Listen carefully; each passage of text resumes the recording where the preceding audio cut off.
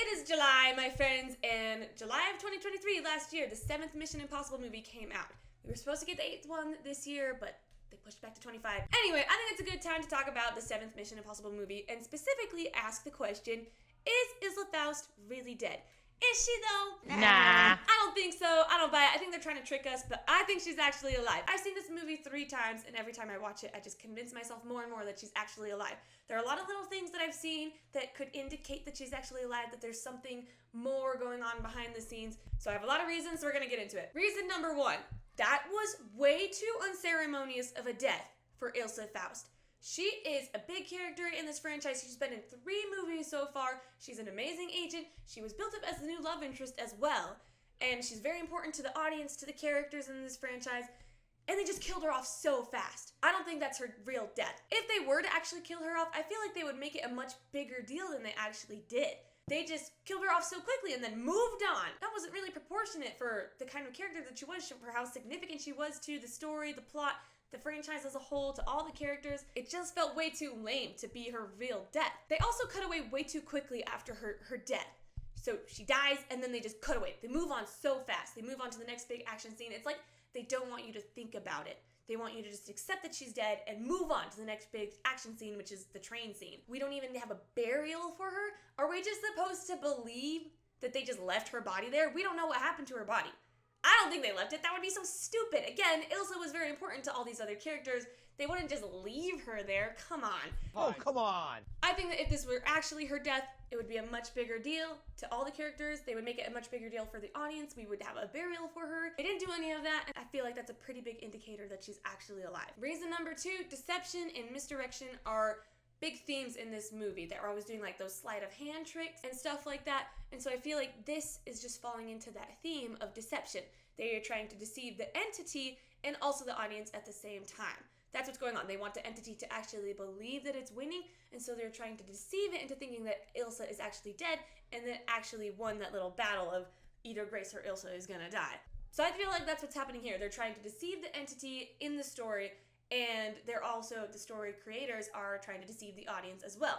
They're doing both of those at the same time. Reason number 3, the analog comms. Right before the party in Venice, they talk about how they cannot trust anything digital. They can't even trust their digital comms because it will get hacked by the entity.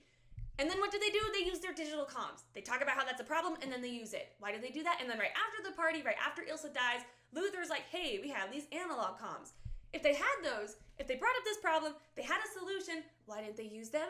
I feel like they didn't use them for a reason. I feel like they used their digital comms so that the entity would believe that it was hacking them and deceiving them and tricking them, and actually behind the scenes, they're the ones doing all of the trickery and deception.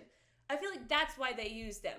It's way too big of a plot hole for them to use those digital comms instead of the analog comms. Either they're just stupid, or they did that on purpose, and Ilsa's actually alive. Reason number 4, where does Ilsa go when she runs away? Gabriel comes to the party. He says either Grace or Ilsa is gonna die. Then he leaves, and then Ilsa books it out of there. She just runs away.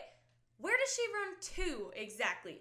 She just disappears for a few minutes, and then she comes back. Where did she go? Why is she back? Why is she fighting Gabriel all of a sudden? If they were like, Ilsa, you gotta run away so that you don't die, why does she come back? How did she even know where Gabriel was? Something is happening there. Probably part of their bigger plan. I don't exactly know what their plan would be. Her just leaving, disappearing for a few minutes, and then coming back doesn't make sense, and there has to be something more going on behind the scenes that, again, the audience does not know. Reason number 5, Ilsa is holding the knife when she gets stabbed. Gabriel's the one that pushes the knife into her, but she's actually the one grabbing it. And I feel like that's pretty significant, and I think it could mean either 1, it's a fake knife and she has to hold it so he doesn't realize it's fake, or 2, she is able to direct the knife to a non-lethal area in her shoulder where she actually wouldn't die from the stab wound. Another character gets stabbed in this movie and she survived, so I feel like it's not that far-fetched to think that Ilsa could have gotten stabbed but still survived it. And maybe you're thinking that her being the one to hold the knife isn't that significant, but it is when you're looking at a story and trying to find any signs of something not seeming right, something that could indicate that she's actually alive. And I feel like that's a pretty big indicator in this case. Reason number 6, this is something that I just realized the last time I watched it. None of the main characters, Luther, Benji, or Ethan, stated that Ilsa is dead. The only person that actually said, oh, Ilsa's dead, was Grace. And she's the newbie. She doesn't seem to be in the loop, in the know of what's going on here. So it would make sense that she actually believes that Ilsa is dead. And maybe Luther and Benji also aren't in on the plan. Maybe only Ilsa and Ethan know that she's not dead, so that they can really trick the entity. I don't know, but I really feel like Grace is not in the know here. And so it makes sense that she's the one that really believes that she's dead and actually states that she's dead. She says, Ilsa's dead because of me, and Luther says that Grace is alive because of her, but doesn't say that she's actually dead. None of them do. And I feel like from a storytelling perspective, that's pretty significant as well. None of the main characters that knew Ilsa super well actually stated or accepted the fact that she's dead. And I feel like that could mean she's actually alive. Reason number 7, I have a lot of faith in the creators of this story. Tom Cruise and Christopher McQuarrie have done an amazing job with all the other Mission Impossible movies that they've been a part of, and I just don't think that they're gonna fumble it here. That wouldn't make sense. It also just doesn't make sense. It's not in line with all the other Mission Impossible movies for Ilsa to be dead. They like to do deception, they like to deceive people, do all this cool trickery, and I feel like that, doing a big reveal that she's actually alive, would fit with this story. But her just dying so quickly like that, it doesn't really fit super well in this Mission Impossible franchise. And I don't think that's what Christopher McQuarrie or Tom Cruise want. I don't think that's what the creators here want to do. I don't think they actually wanted to kill her off, and I don't think they actually did. I think they just wanted to do this big reveal. I think they wanted to do a huge magic trick here. I think that's what this actually is, because it fits more with the Mission Impossible franchise than it would for her to actually be dead. Another side note, I know a lot of people who've watched this movie who think that Grace is the new love interest, and that's why they killed off Ilsa. What? This is not James Bond, okay? They do not just bring in a new love interest every movie and then kill off the old one. I hate James Bond for that, and I'm grateful that Mission Impossible, this franchise, is not like that at all. In a previous movie, Luther's talking to Ilsa, and he explains to her that there have only been 2 women that Ethan has really cared about. One was his wife, and the other was Ilsa. They have built up Ilsa to be the main new love interest after doing the really tragic but beautiful story with Ethan's wife, where they were married and then they realized that they couldn't be married anymore and they had to part ways. After all of that, Ilsa is introduced and he comes to really care for Ilsa as well. So these are the 2 women in his life that he has really cared for. And I don't think they're just gonna kill off Ilsa and bring in Grace. That would be so random and so James Bond-like, and this is not James Bond. It's a lot better than James Bond, and these 2 women Ethan really cares about, and he's not just going to randomly move on to a new love interest.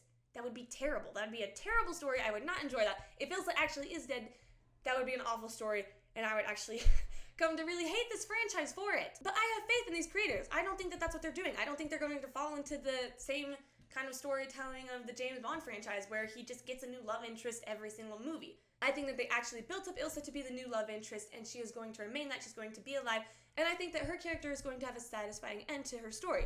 Same with Ethan Hunt. I believe that they are actually going to end up together and that they are going to run away together at the end of their stories, just like Ilsa has talked about in a previous movie. While I don't think that Grace is the new love interest, I think her character is very important and represents 2 things. She represents 1, the unknown. In this movie, they introduce and explore the theme of Ethan wanting to protect both the known and the unknown. In this movie, Ilsa represents the known and Grace represents the unknown. Ethan wants to protect both. He wants to protect the people that he knows and loves and the people that he doesn't know. And this movie explores the theme of him struggling to be able to protect both of those. But I think in the end, Ilsa's going to be alive and Ethan was going to be able to accomplish that desire that he has to protect the people that he loves and the people he doesn't know but still wants to keep safe. So that is what Grace represents. She represents the unknown that Ethan will protect with his life even though he doesn't know that person very well. Grace also represents the new generation of agents. She has accepted the call. She's a new agent now, and I think that in later movies the baton will be passed on to her and we will follow her rather than Ethan, because let's face it, Tom Cruise can't do these forever, really. Maybe he can. He's kind of insane. Maybe he'll do these movies forever. Maybe he will be the main character until he dies. But I think that, soon they're going to have to pass the baton on to somebody else, somebody new, and I think that's what Grace is here for. I think that we are going to follow her in future Mission Impossible movies. But maybe not. Maybe Tom Cruise is insane and he'll do this till he dies. Anyway, I think that's what Grace is here for. She's here to represent the unknown, and she's here to be a new agent, and she's not the new love interest. That will be Ilsa. She will be alive in the next one, and she and Ethan will end up together. That's what I think is gonna happen. Anyway, that's it for this video. Let me know if you disagree. I'm kind of assuming we're all on the same page of thinking that she's alive, but let me know if you disagree and you think she's dead. Really dead. If you watched this whole video, I appreciate it. This one took a long time to get done, even though it's a short one. It had a lot of technical issues, so anyway, thanks, and I'll see you in the next one. Bye.